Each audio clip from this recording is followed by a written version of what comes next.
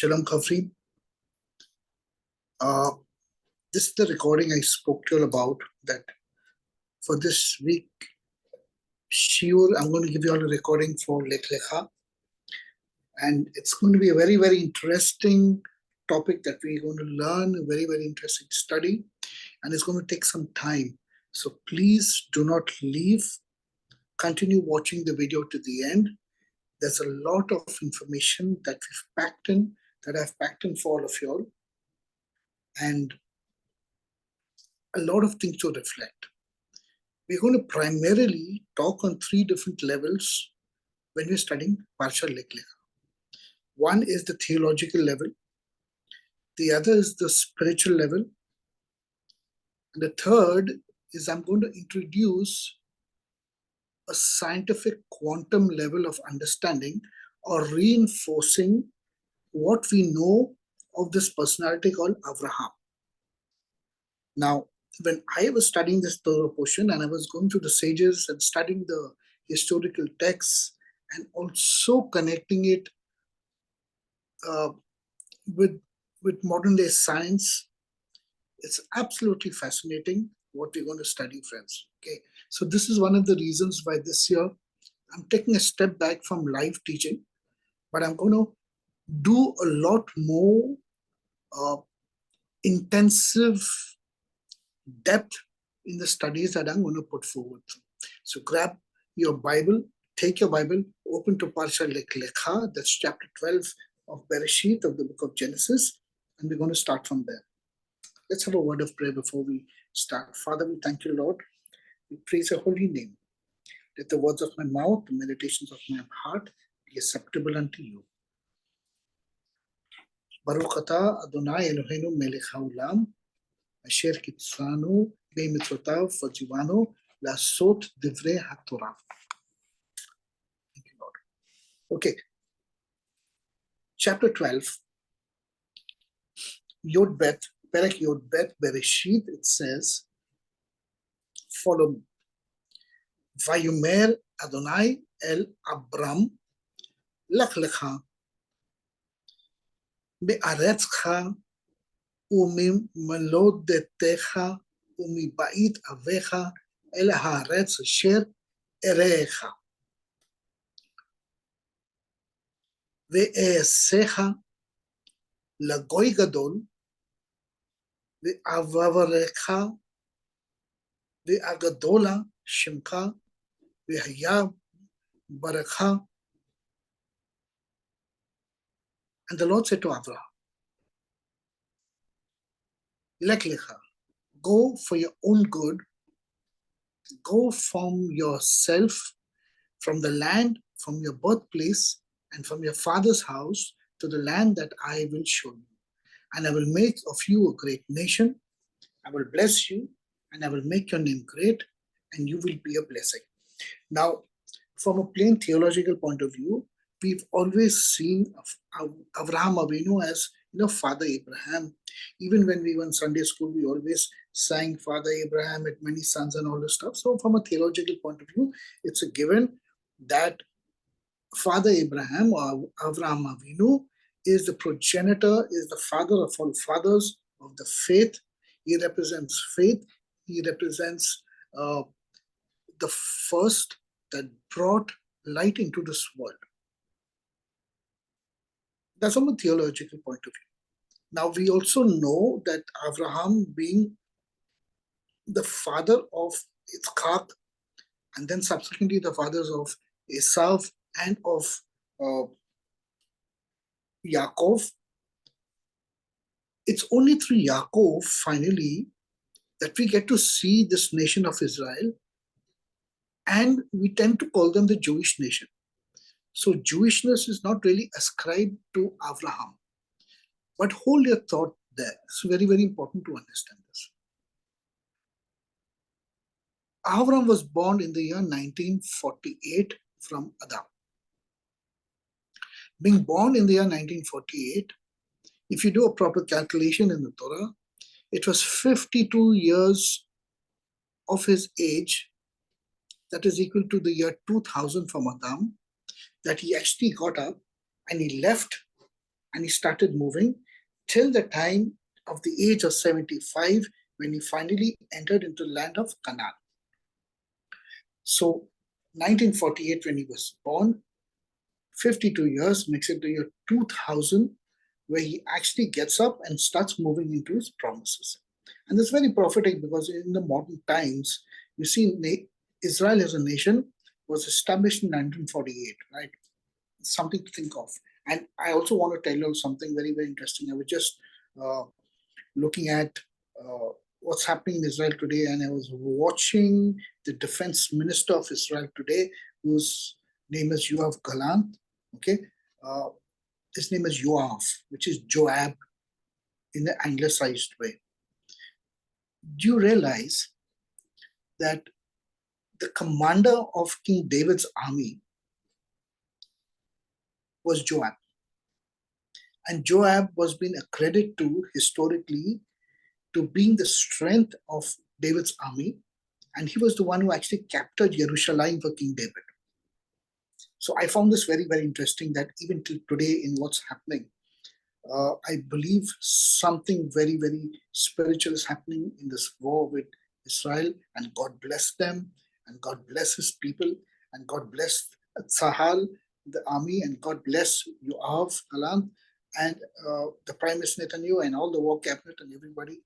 It's God bless them, and there may be casualties, but I think it's hurtful, but it's going to hurt us all over, those who love Israel and his people. But God is in control of everything.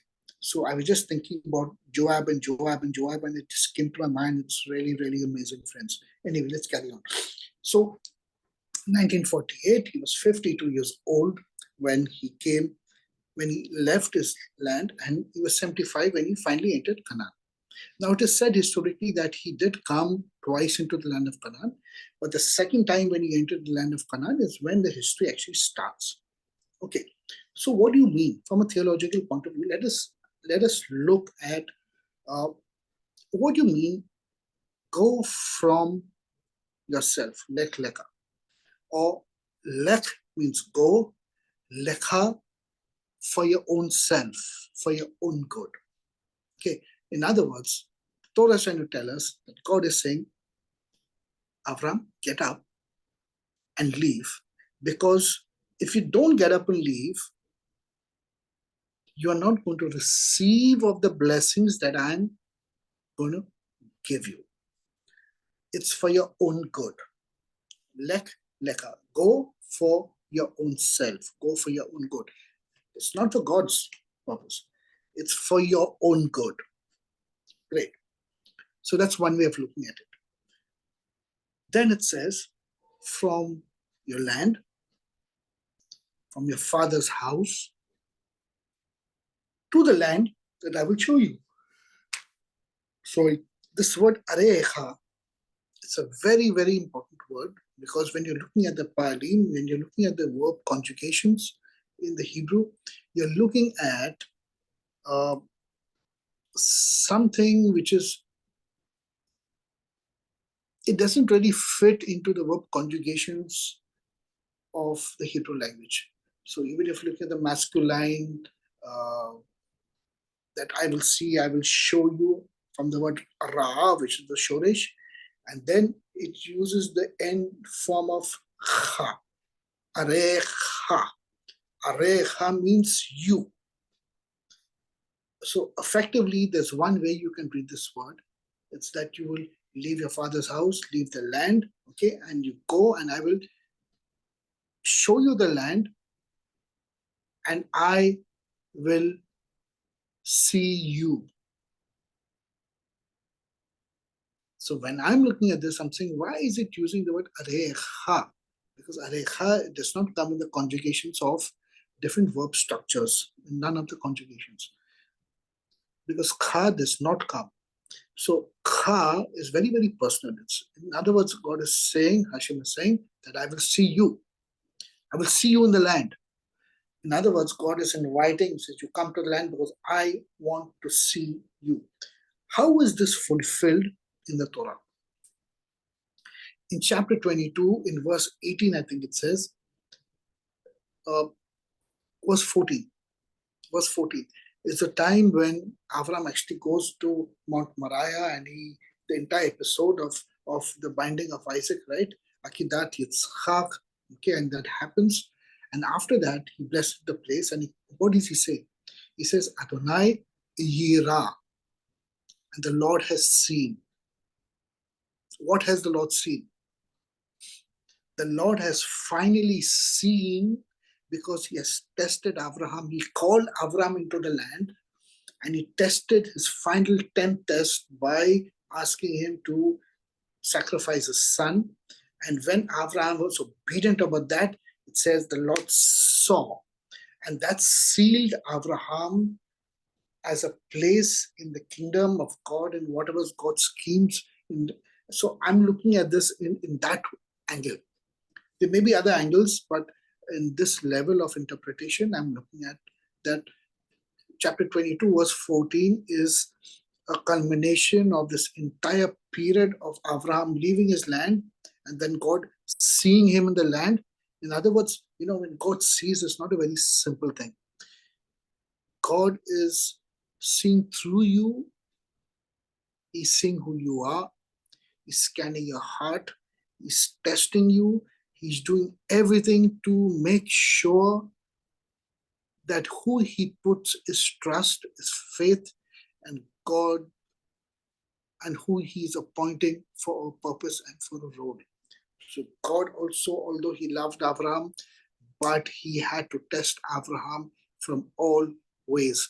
That's why he called him into the land. He said, you get there because I want to see you in the land, and I want to see whether you still are obedient to me. And then he says, right, towards a little later in the storyline, he tells Avraham, because I know Avraham, that he will instruct his children in my ways. I know Avraham intimately. I know Avraham completely. So this is a very amazing way when you're looking at this. This one word, Lekha, really blew my mind when I was studying this. Okay, so that's just one portion of that verse. The second portion of that verse is from your land. Now, all of y'all, we've been studying this, the land, each nation that God has created has its root, has its source. The land of Israel reports to no other spiritual entity rather than Hashem himself, rather than God himself. It's a direct connection between God and the land of Eretz Israel. Every other nation comes under spiritual power, an angelic being, this thing, and there's a hierarchy of different things coming over. Therefore, when God's presence lets it lie fallow or in a certain state of nothingness, the powers to be of all the angelic powers of the other countries, like we read in Daniel, right? The prince of Persia, or the angelic prince of Persia, right? All these strengthen against Israel, and they want to dominate and to destroy Israel. So God is saying, you will leave your land. You will leave the land that you're born in, because you come under that spiritual power of where you are born in. You are connected. That is your root. That is your source. You want to come out of that. Leave it. Leave it. If you remain there, you're going to be destroyed. So I'm taking you out. You do not belong there anymore. Out of that land. Then from your father's house. Terach was known to be an idolater. He was known to have 12 gods of different sizes and worshipping in different ways in his house. In fact, entire Ur of the Chaldees were idolaters. Now, who are the Ur of the Chaldees where Avraham came from? Ur of the Chaldees were a very great nation of the ancient world.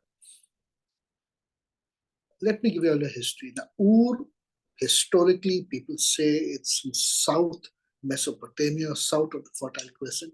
But Ur actually is much above. It's the people of the Chaldees or the Chaldeans or the Chaldee people who spread out in the ancient world, right? With their knowledge of science, astronomy, astrology, medicine, and all the learning and the power of scientific knowledge of their day. So wherever there were kings and empires, there were courtiers and there were counselors to the kings and to the emperors and all over, because the Chaldees were the learned men of the day, the predecessors of the Magi, right? Those who came to meet Yeshua. Okay, so Avraham comes from the background of the Ur of the Chaldees. Now, the Chaldees, we have said that they're very, very learned people.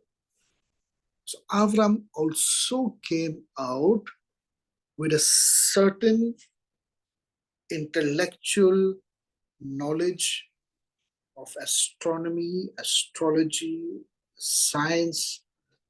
He was a very, very learned man, extremely learned man. He was not somebody who had just simple faith and just believed without even using his mind. He was a very intellectual person of his day. So God says, leave your land. That is your root. That is a source. You're going to break away from that source. Break it out. Come out of there. In your father's house. His father's house was full of idolatry. Now, that is a story, okay, which I'm not going to get into right now, by which Avraham was against idolatry and he broke many of his father's idols, and it was his father himself who actually, took him before the king Nimrod, and he was sentenced before the king Nimrod. And what happened was, Avraham was tied and bound with his elder brother Haran, okay, and both were put into a furnace. Haran dies. Avraham is spared. Not even a hair on his body was singed. God protected him. He was brought out, and when he came out with this great miracle, many people in the kingdom, they were afraid of Avraham. They left the idolatry and they followed Avraham because he shook the entire kingdom of Nimrod, Babylon, and Ur of the Chaldees, and all these places. And now he had to leave that place because he was not wanted there anymore. That is why Terach picked up his family, his son, two sons that were remaining, Nahor and Avraham. But the children of Haran were left fatherless. Who were the children of Haran? In chapter 11, verse 29, it tells you that these were the children of Haran, of Terach. Terach had three children. Haran, the father of Lot, Issachar, and Milcah, and Nahor and Abram. And Nahor married his niece, the daughter of Haran, that is Milcah, from where you get Bethuel and where you get Laban, that lineage. And Avraham took responsibility of Issachar, which is also another name for Sarai. Okay, she is called Sarai as, in fact, Sarai is a name that is kind of a pet name, but the actual name was Issachar, from where you get the word Issachar. Okay, so she was prophetic even from her birth, Issachar. So he takes Issachar under his wing because she does not have a father, and he brings her as his wife and looks after her, right? So the relationship between Issachar or Sarai and Avraham was not only between husband and wife, it was far more deeper and far more profound. That's the reason why even in Egypt he says, for she is my sister. And that's the truth, he's not lying. Okay. And then he takes her, their brother Lot, also under his guidance, and they come out. Very, very interesting to know this background of this history. So they come out, and then it says that he brought Lot out, and it says in verse 5 that Avraham took his wife Sarai, Vaikhak Abram et Sarai, Ishto, his wife, et Lot ben Achiv, son of his brother Achiv, et Hol, Revusha asher rakashu et nafshi asher asu bekharan. ויוצא ללכת ארצה כנען, ויבוא ארצה כנען. And Avraham took his wife Sarai and Lot, his brother's son, and all the possessions that they amassed, and the souls that they had produced. This word asa is the souls they had produced. What do you mean he produced souls? This is very, very important to what we're learning today. In other words, from all the tribes of this land, of the earth that were there, amalgamated among the Babylonian people and the Ur of the Chaldees, and wherever he was under King Nimrod, there were people from all over the world. And when Avram had to leave because of this incident, people said Abraham's God is the true God, and he practiced and he professed the belief in the one God, and he was converting people and preaching the one true God even then. And people followed him. That's why it says, it does not say that, Ha'am and the people, the common people followed him. It says, Nefesh, the souls, Veyasu, that he produced. Who is Avraham to produce souls? Who is Avraham? He's not God to produce souls. Now, I'm going to connect this to something very fabulous, very fascinating, friends. Okay. And the souls that they had made via Su, they produced, made in Haran. And they left to go to the land of Canaan, and they came to the land of Canaan. So by the time they traveled and they traveled, it was so long, and finally when they entered in, they stopped many, many years at Damascus. That's where he picked up Eliezer and he converted people in Damascus. In fact, historic narration says that Avram also ruled like a king in Damascus. He was a prince, he was a king in Damascus, and he ruled many years in Damascus. And then he moved on from Damascus, that's Syria, and he comes Syria, and he comes into the land of Canaan. Okay, so the souls that he made.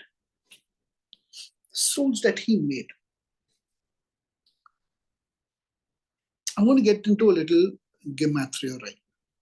I'm going to get into a little gematria because it's very, very important to understand on a gematria level also, because gematria level serves no purpose except to expand profoundly, to establish and to reinforce what the Torah said. There's no other purpose. Okay, please bear with me. I'm going to open the whiteboard. If I take the name Abraham,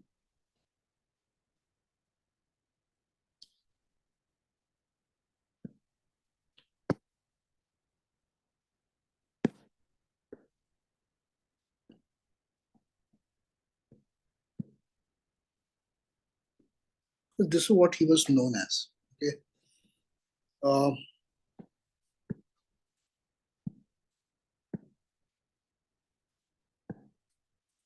Abraham, this is in this thing Hebrew. Okay. Abraham, this is what he was known as. Abraham, if you look at this very carefully, then God changes his name to Avraham.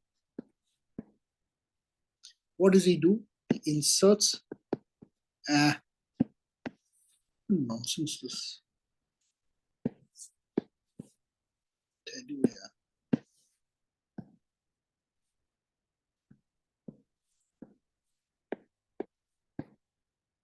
What does he do? He inserts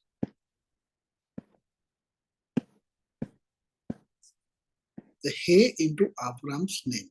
Okay, Abraham. From where does he get this He? Remember, Sarai's name was Sarai. Sarai. This Yud is split in two. Yud, which is 10, is split into 5 and 5, which is He and He. So what happens is one He comes to Abram and the other He goes to Sarai. So Sarai becomes Sarah and Abram becomes Abraham. It's very, very interesting. Now, why is this so? Why does God have to change their name? Why does God have to change their name? Because, let me explain something to you now. It's very, very important.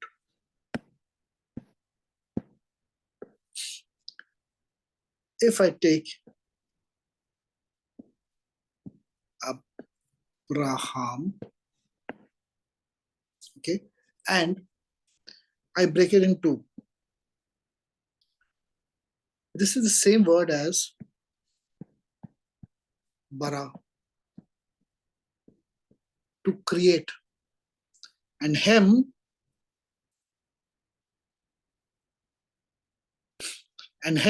is them. But the gematria for hem also is 45. 5 and 40. 45, which is equal to the word Adam. 1, 4, 40. 45, Adam. So hem is equal to Adam and bara or avar, okay, is equal to bara, which is create. Now you must be trying to understand why I'm getting into this. It's very, very important. Because in the first chapter of Genesis it says, Bereshit bara Elohim et hashamayim ve'et haaretz. In the source of all things, God created the heavens and the earth. Very, very important to understand this. Bara out there, the sages say, refer to none else in a theological way. It points to Avraham. Because just as God created the heavens and the earth, okay, so was Avraham also used by God to produce and to create a people that God is going to use in the future. Therefore, bara is the same as avar, same consonants. What was added was the hem, that gives you the full word of Avraham. Avraham. And we've seen that hem is the gematria of 45. 45 is also the gematria of Adam. Therefore, the plan of God was from the beginning that Abram would become Avraham and become the progenitor of a people. He would create or bring about a change within humanity for a sole purpose. Many people ask me as to why Abraham? What is the use of Abraham? Why is God looking at only Abraham? This is it. Now, this is typically from a theological point of view I'm giving you, because this is theology that comes down and it even filters down to the Christian level, to the Christian church. That is why we also hold Avraham Avinu in very high esteem, but the Christian church does not understand why. Something special about Avraham. Okay, let's go something a little more deeper into Avraham. Okay, Avraham was born 1948, okay, and then he was brought out. But Avraham had something very unique about him, very unique about him. One is he lived at a time when the earth was in total darkness. The dispensation, if you want to say, 2000 years of complete chaos and darkness. That's the time from Adam and Chava to Abraham, 2000 years. The world was left on its own, pure darkness, pure chaos. From Abraham to Messiah, 2000 years. Okay. Those 2000 years were not years of chaos, they were years of Torah. So before the Torah comes in, there were years of chaos and darkness. And then Avraham comes in as a light into this world and he brings Torah. But one second, we've gone through this before. Avraham does not seem to be very Jewish. And truly, he was not Jewish at that point of time. So, how is Avraham involved with the Torah? How was he involved with the Torah? That's the big question. Now, look very carefully. What does God say about Avraham? He says, "For I know Avraham intimately, that he will instruct his children in my ways, in my instructions, in my Torah. Therefore, even before the formation of Israel, Avraham was keeping the Torah, but not like the Levitical priesthood that we read in the book of Leviticus or in the Torah. Was already keeping the Torah, but on a level that was all got to do with faith and heart. It does not mean that he was not keeping the Torah. He was keeping the Torah as a perfect image of how everyone is supposed to keep the Torah. First the Jewish people, then those from the nations. That is why even the Jewish people hold Avraham Avinu very high esteem, because they realized that Avraham was walking in a very high level of emunah, of faith. And without faith, you cannot keep the Torah of Moses. You can't. It's just not possible. So that solves one question of ours, theological way. And then subsequently, Yitzhak comes in, then Yaakov comes in, okay, and the Jewish nation starts. So there is a spiritual change that's happening. Historically, spiritually, there's a change that happens. So God changes his name, and by inserting the He into his name, now he's able to be a progenitor. He's able to reproduce a people for God's purpose. Great. Very interesting. Verse 2. Let's go to verse 2. And I will make of you a great nation. Goy Gadol. So the promise is that if you get up and leave this land, leave the spiritual entities that you're born under, and leave the idolatry of your father's house, that's that bondage that you're born under, I will bring you out to produce a new nation, and all those who graft themselves into you, because the word those who bless you is the same word as nivraku, or another word for that is havarekha, avarak, which means two shoots will be taken and grafted into you. The word havarak in Hebrew is the word for literally splitting, taking out, splitting, putting together, which they do in vineyards. If you go to the vineyard, they do grafting and different types of grafting in the vineyard. One of the ways of looking at that they take and they tie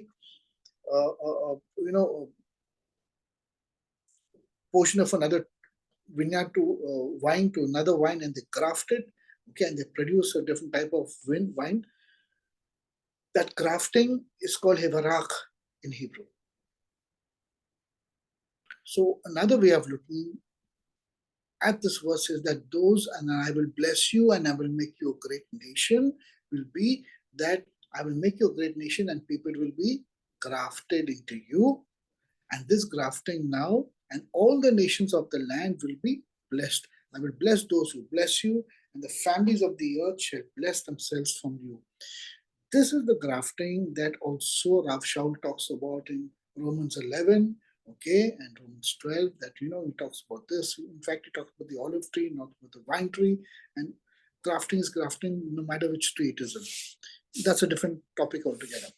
Great. So you'll have got the gist now that the foundation of everything, material, not spiritual, the foundation of change in this world that we live in is the tree of Avraham, or the tent of Avraham. That is where everything's. But the question is still left. How does Avraham affect change? How does Avraham affect conversion? How does Avraham actually change people? That is what we need to answer. Because we looked that Avraham also is referred theologically to the book of Genesis right in the beginning, and his name is part of that. So it's giving an analogy that there will be a person by the name of Avraham who will also partake of a new creation, a new born again experience, light from darkness, new separation that's happening in this world. Avraham. Welcome, meet Avraham, everyone. Great. Wonderful. Okay. Now, if you look historically, who were the two graftees that were attached to Israel?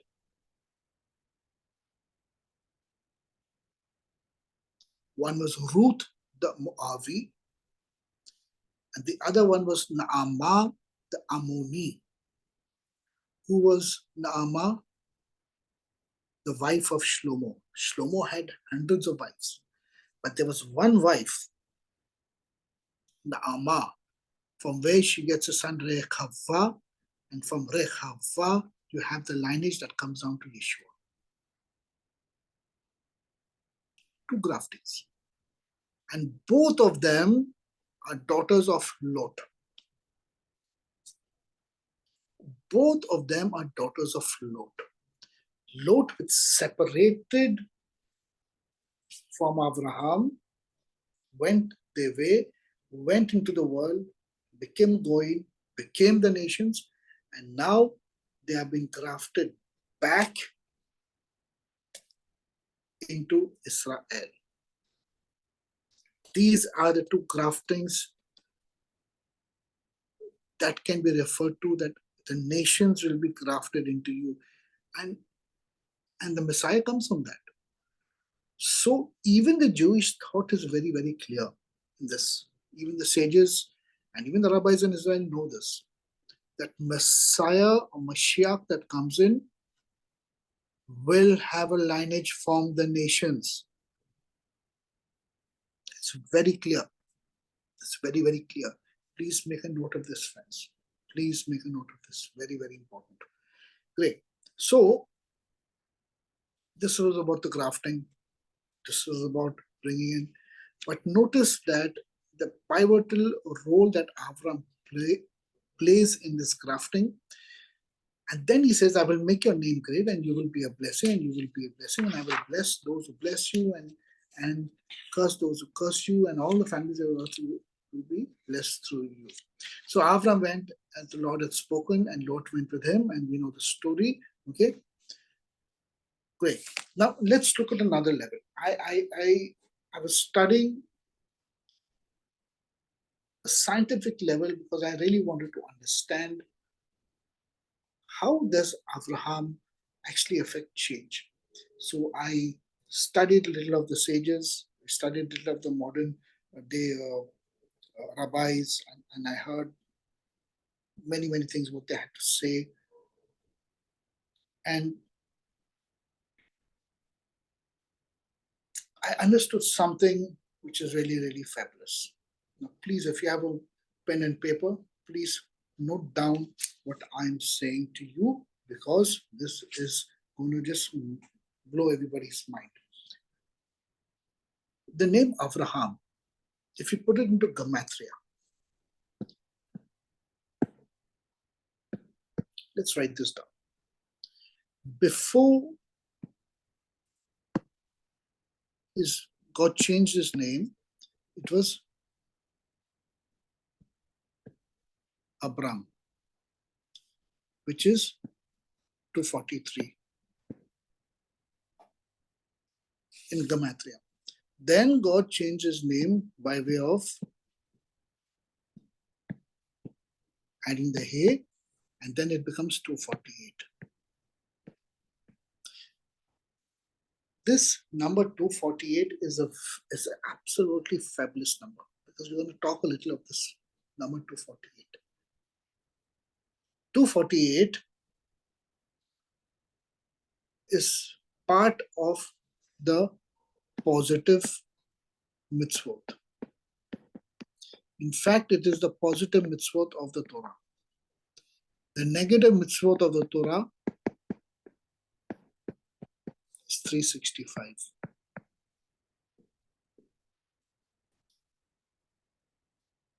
There are 248 do's in all the commandments in the Torah, and there are 365 don't do's in the Torah. Those are the positive mitzvot and then negative mitzvot. Both total 613 mitzvot or 613 commandments.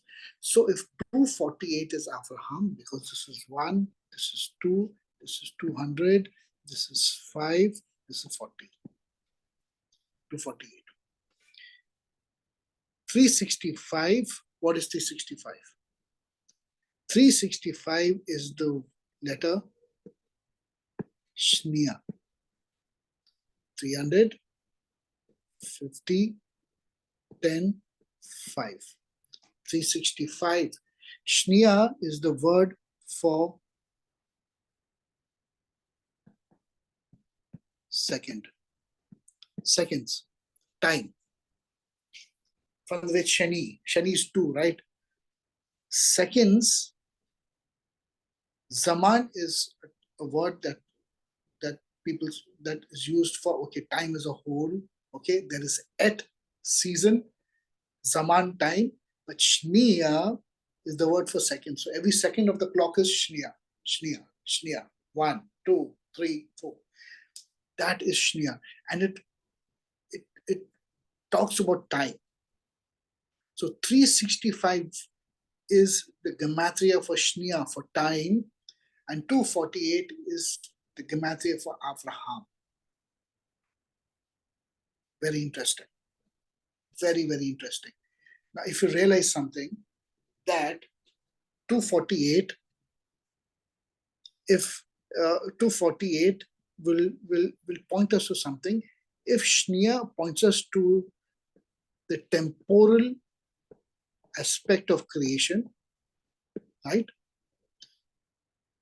Avraham 248 should point us to the spatial or space-time. Space and time. Space and time. And then there is the third factor, which is consciousness, which is wisdom, chokmah, bina, da'at, and chai, life.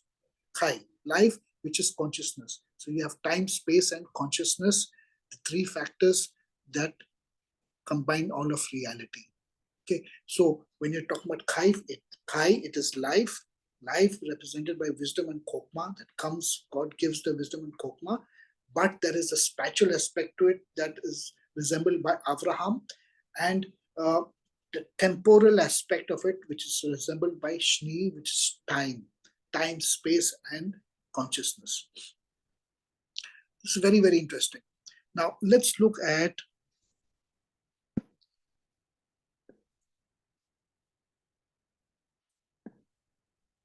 248. We will talk about 365 whenever we have the time a little later.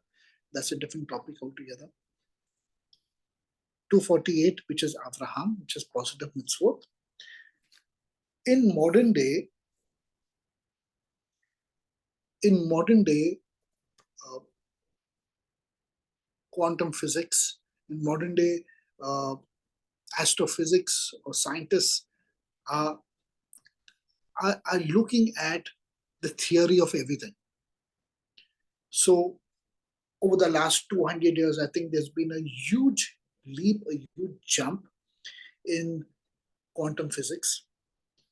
And quantum physics is zeroing down on so many minutiae of quantum states of matter, right?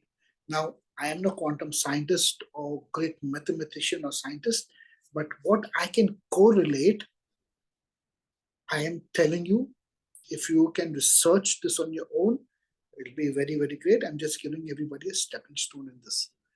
248 is a very interesting number because 248 now, I've written this down so I don't make a mistake. Okay, it's not an easy thing for me to say to you. 248 comes under a system of mathematics called E8. E8 mathematics, okay, which is defined as E8 mathematics is an interrelated dimensional symmetrical object, a possible key to the theory of everything.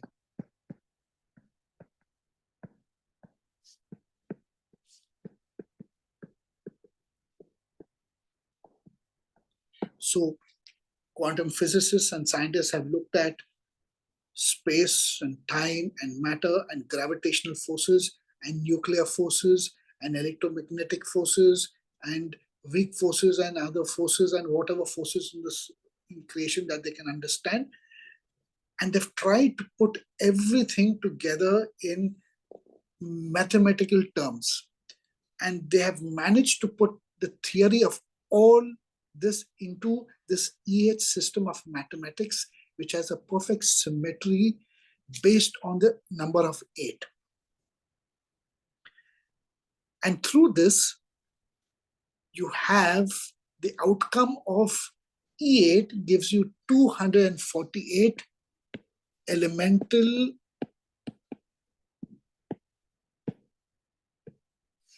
particles of reality.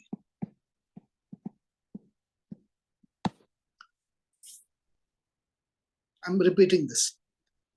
E8 theory gives you a symmetry, a geometrical symmetry, a dimensions of symmetric object, okay, that gives you 248 particles of known reality, and it gives you a whole picture of the theory of existence of this universe.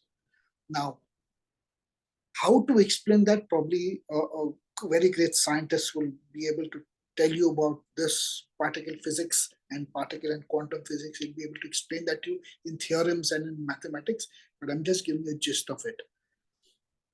Because when I look at this word 248, 248, if I have to put it in another Hebrew word,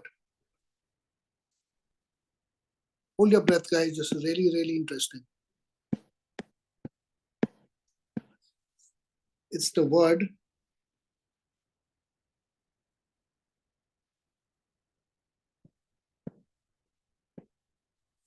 or Lekh, Khilkik, which is particles or divisions in the Hebrew language. Look at this, 8, 30, 100, 10, 100, 100, 200, 230, 240, 248. The word khilkik in Hebrew is the word particles, minutiae, small particles. And it's the same word that is 248 that Today, scientists and quantum physicists are jumping on and realizing that it comes under the E8 theory of everything, E8 mathematics, and they have a possible theorem, a final possible theorem that explains why existence and why reality exists.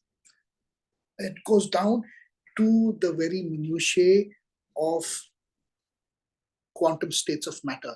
That's the leptons and the bosons and the neutrons, and all those are now they interchange different levels of matter and antimatter, all put all put together with the four forces. With the four forces, if you take all the quantum states of neutrinos, bosons, leptons, and photons put together with its matter and antimatter, you get a number of 28 elements, which is affected by the four, what's it called? The four forces of the universe.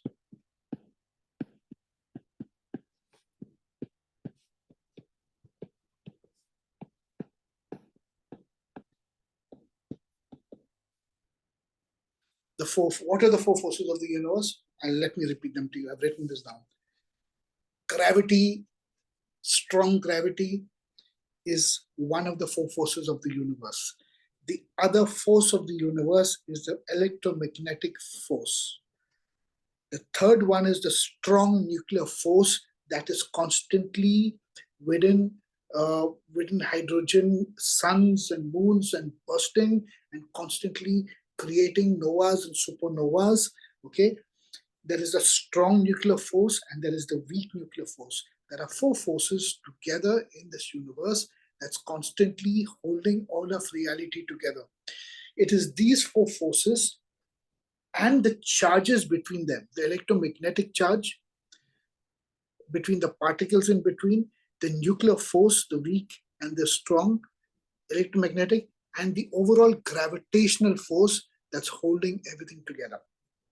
These four forces. Now look at this now, friends.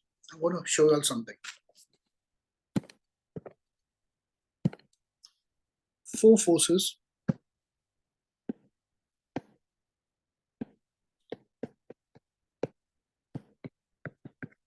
that make up 28 elements, because these forces finally affect on these bosons, leptons, neutrons, photons, and all these key particles of existence with its part and its counterpart. What is the counterpart? Matter and antimatter, right? They form 28 elements. Where in the Torah have you come across 4 and 28? The combination of these two numbers, where have you come across? And I'm trying to connect all this to Avraham, because Avraham now is the agent, is the change of something new. That is why his name is connected to produce and to create. Okay, so just hold on. Where in the Torah have you come across these two numbers? I'll tell you. It's in the book of Exodus, in the Torah portion of Betzalel, Vaikhel, I think, where they're building the Mishkan, and God gives the instructions of them building the Mishkan. Now, if you read there very carefully, it says that the outer perimeter of the tent, right, the tent,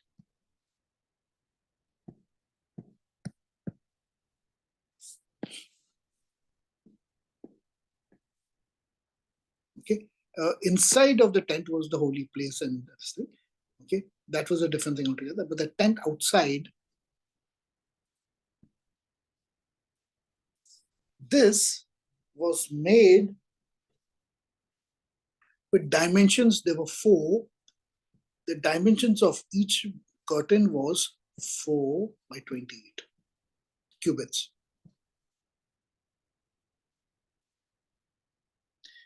Extremely interesting. Please read this. You'll come to know what I'm saying. In other words, the instructions that God gave Moses to build the tabernacle, he was telling Moses that the entire tabernacle had to resemble the elemental structure and the particle of Kilkik, particle structure of the universe given to Moses 3,500 years ago at Har Sinai, my friends. 3,500 years ago at Har Sinai. Okay, let me get a little more specific about this 4 and 28. 4 and 28, let us connect back again to Genesis 1. If I take the first verse of Genesis 1:1, that is, Bereshit bara Elohim et hashemayim v'et haaretz, and I count every single consonant in that verse, I will get 28 consonants. Because that one verse covers all of creation. What does it cover? All of creation with the 28 elements that are formed with the interaction and the force of the 4 forces of nature. That also is biblical because the Bible talks about the 4 winds from the corners of the earth. Look at the book of Revelations, look at the book of Ezekiel, the 4 winds from the 4 corners of heaven. We're talking about the 4 forces and the 28 elements that come out from that. And it's all in Genesis chapter 1, where we get the name bara, that refers back to Avraham. Excellent. 4, how do I put 4? How do I put 4 now? Let's look at 4 and 28 in a different context altogether.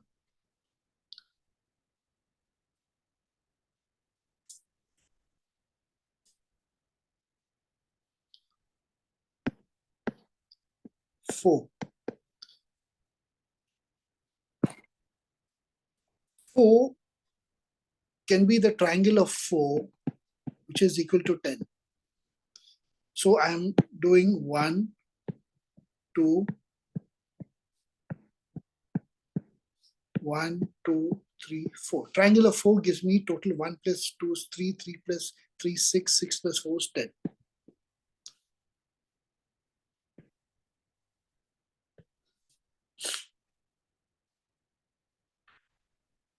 But if I replace these dots with God's name,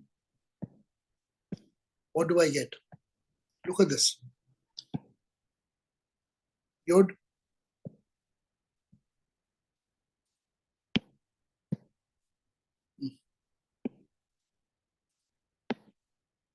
Yod He, Vav, and Yod He, Vav He. I get a triangulated structure of 4, which is equal to 10. So 4 is about the 4 winds and the creative aspect of God with his name, and 28 is the elemental structure that God uses to create all of reality. And this is what God had asked Moses to encircle the tabernacle with. Now I can go even to the holy place with the actual shrine walls and the curtains that covered that. That was 5 and 6, and that's a different calculation altogether. But I'm just giving you the calculation of that. That means the Mishkan now was not a place. The Mishkan was not a place where you and I think what it was. The Mishkan was a place that lived outside the dimension of this world. I am confidently saying that. It was not a normal place. That's why people just couldn't enter. They would stand far away from the Mishkan. Only Moses and Aaron could enter, and only Aaron could enter into the most holy place, because that space inside existed outside the dimension of time, space. It was a different dimension altogether. So the Mishkan was a recreation of heaven and earth, my friends. It was a fabulous place. Those who seen it and experienced it would know. You and me don't know what that Mishkan was that was built in the desert. Then comes King David and Shlomo, who tries to recreate this entire thing. God, I want to build this place. God tells Shlomo, okay, my presence will dwell in the first temple. But it never had the glory of the Mishkan that Moshe and Bezalel built in the Bamidbar, in the desert. Never had that. So for all those people who think that that was just a Mishkan, it was just a tent that God had told them, no, no, no, it was a divine place, a heaven on earth, and those who experienced it knew what it was. That is why a Jew will fight till his last breath till today to bring the Shekinah presence of God to this earth. I want you to understand this. It's very, very important. From a Christian point of view, all this is irrelevant because he does not understand these things. Now, coming back to change. How was Avraham changing people?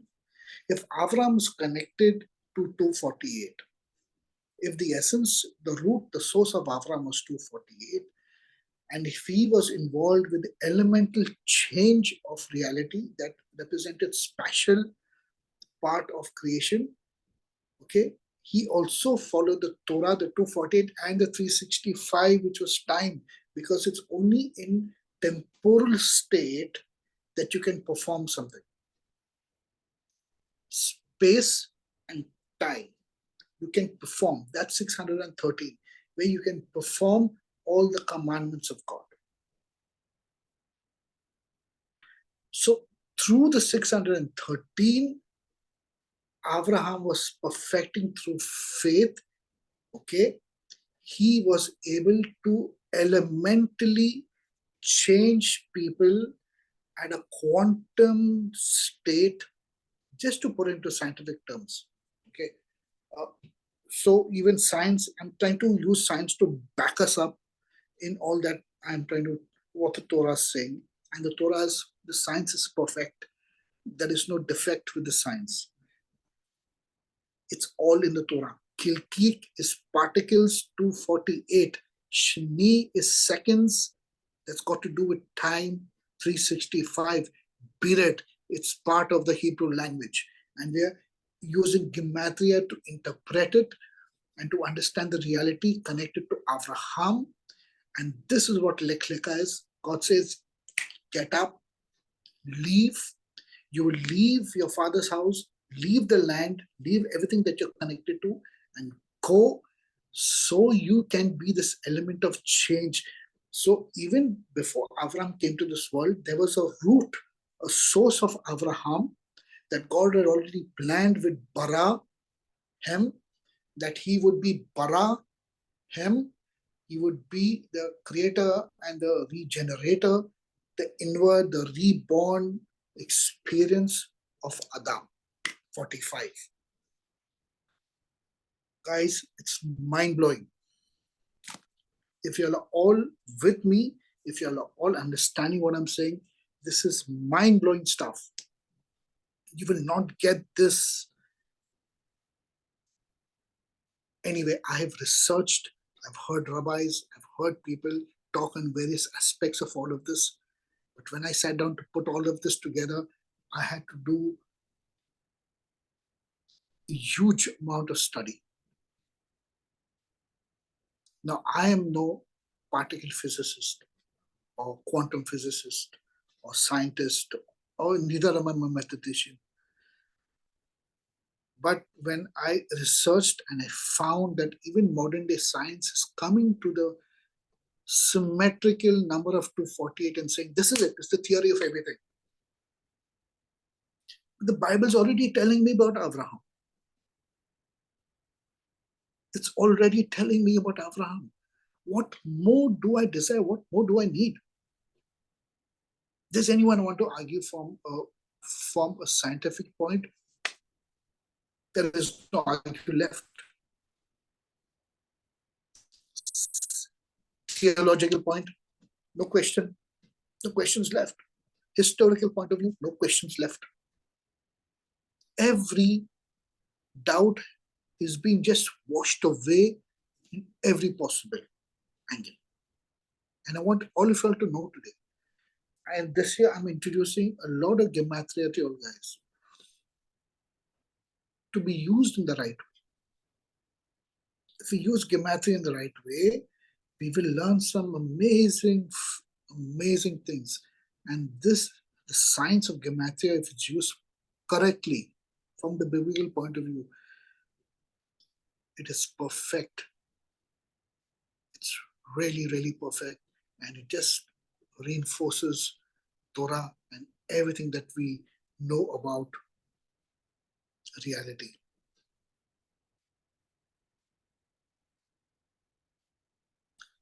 Now we've been studying,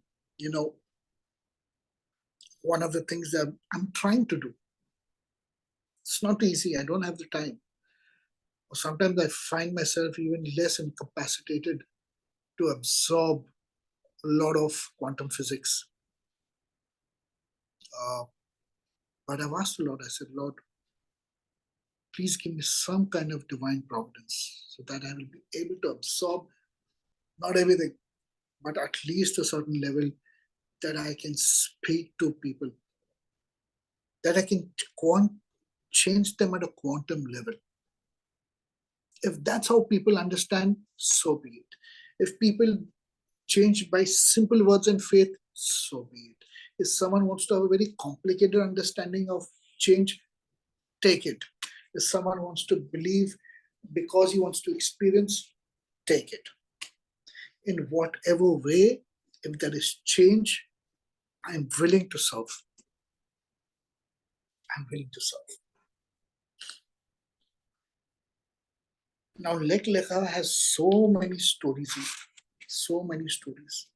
We just touched the surface of creation, the building of the Mishkan, the dimensions that God had mentioned out there that all refer back to mathematical equations and formulas and element particles and Lekh and Shiur and time and all those things. 3,500 years ago, the Hebrew language had all the secrets of creation in it, which was given to Moshe Rabbeinu and to Bezalel and to Oholiav and all these guys. They were sitting and they were chiseling their way of building because they knew the secrets of creation. Today, great minds are building colliders, hadron colliders, and this, and physicists, and going to space and space mining and building equipment, and they're yet not able to even come up to one word of the Hebrew language, my friends. Not even one word. It's there. If they would only humble themselves and say, let me learn the Hebrew, let me learn about God. We're done. Sorted out.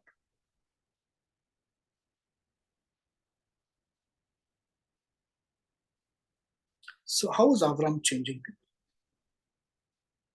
Because his root, his source is Kilkik 248. The power of his name, of who he was, the root of his source, God had imbibed him to rejuvenate people at a quantum level. And he was changing people at a quantum level. So for all the science buffs who say believe only in science, here's your answer. For those people who say, not science, I believe only in spiritual faith, Avraham. Those who believe in experience, there you are. Those are blind faith, great. Every possible way. Avraham was changing people. And we pray every day, God, make us like Avraham. If you have to change my name, God, you change my name. Input your divine properties into me, but use me as an agent that I would affect change at that level.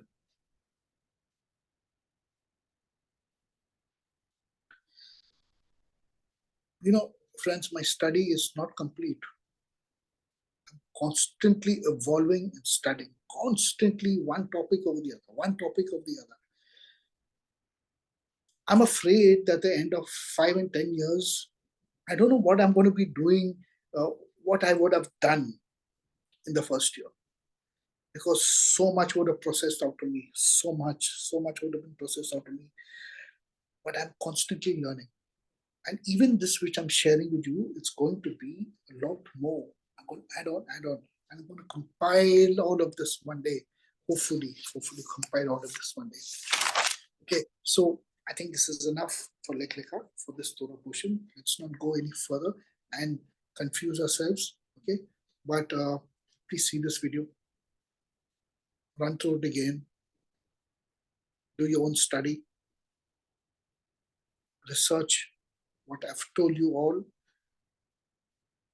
and let God speak to all of you. Okay, have a wonderful weekend. Shabbat Shalom, friends. God bless. Till we meet next time. Shalom.